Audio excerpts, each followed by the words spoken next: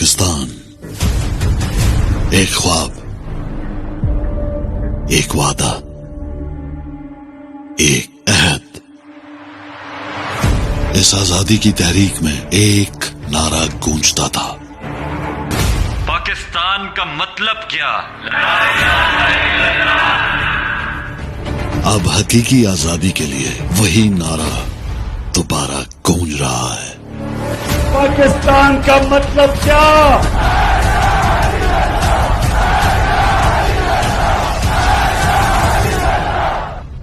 لا الہ الا اللہ ایک انسان کو آزاد کر دیتا ہے۔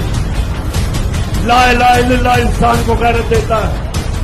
اللہ کا حکم ہے کہ اچھائی کے ساتھ کھڑے ہو اور برائی کے خلاف جہاد کرو۔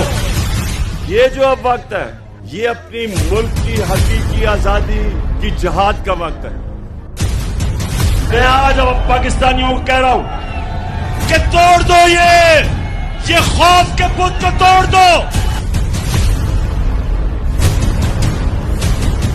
اس سفر کی ایک منزل 1947 کو ملی، آزادی۔ اب وقت ہے جستجو کا اگلی منزل کے لیے، حقیقی آزادی۔ میرا یہ ایمان ہے کہ ہمارا ملک ایک بہت عظیم ملک بننے جا رہا ہے۔